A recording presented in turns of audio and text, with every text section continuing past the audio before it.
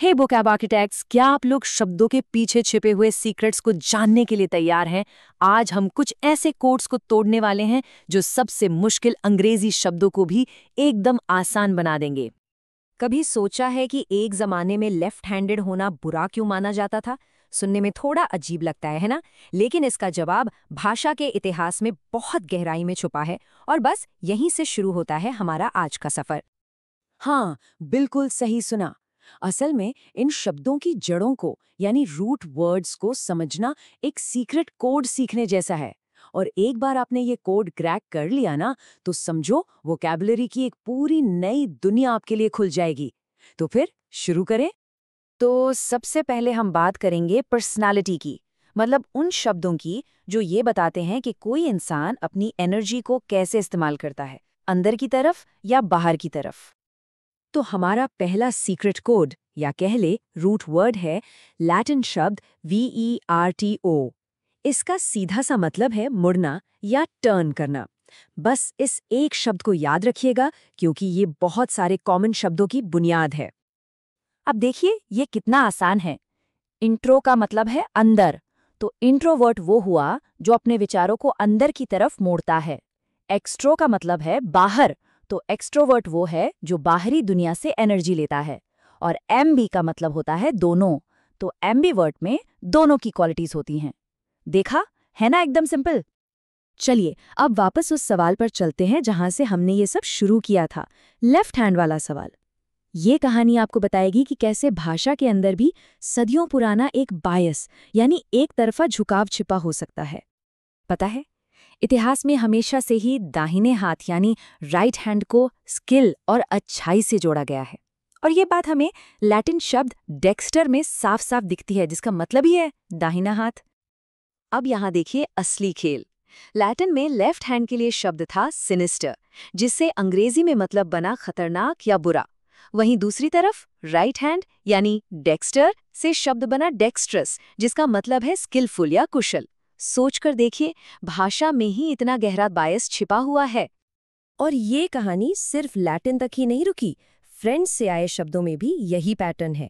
French में left hand के लिए शब्द है गॉश, जिसका इंग्लिश में मतलब होता है सोशली क्लमजी, मतलब थोड़ा अनाड़ी। और राइट हैंड के लिए शब्द द्रोइट से बना एड्रॉइट, जिसका मतलब है मेंटली स्किलफुल।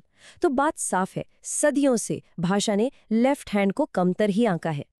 चलिए अब जरा एक बहुत ही पावरफुल इमोशन की बात करते हैं, नफरत की, और देखते हैं कि इसकी जड़ें किस ग्रीक शब्द में है। तो ये है मिज़ेन।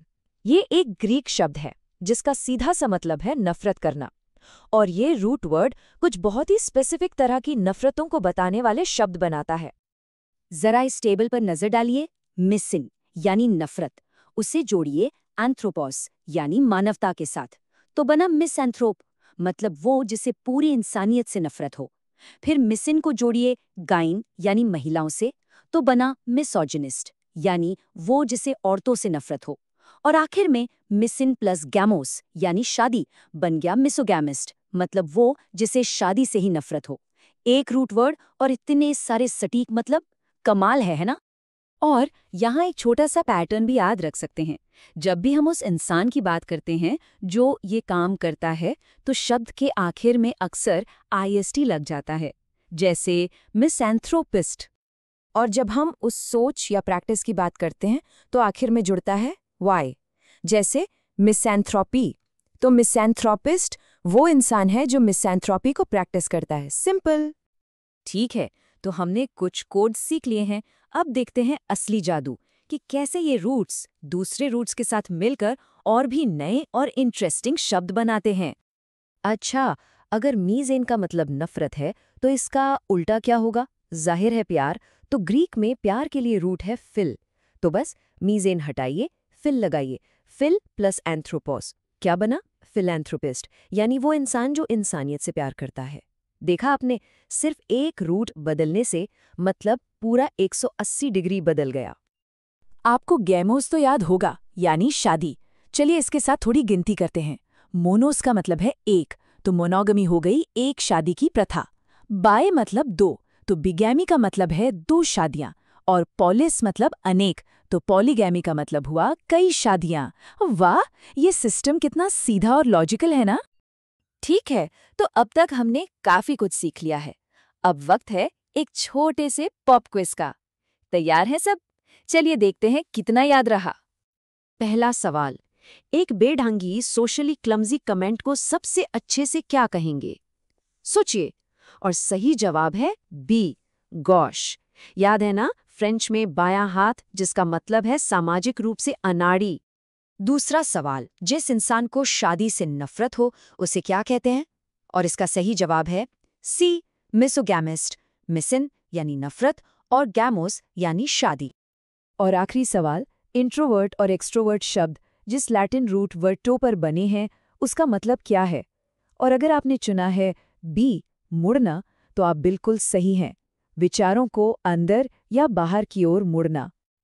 तो आज का सबसे बड़ा सबक यही है, ये रूट वर्ड्स सिर्फ शब्द नहीं हैं, ये तो वो चाबियां हैं जो वोकैब्युलरी के बड़े बड़े दरवाजे खोल देती हैं।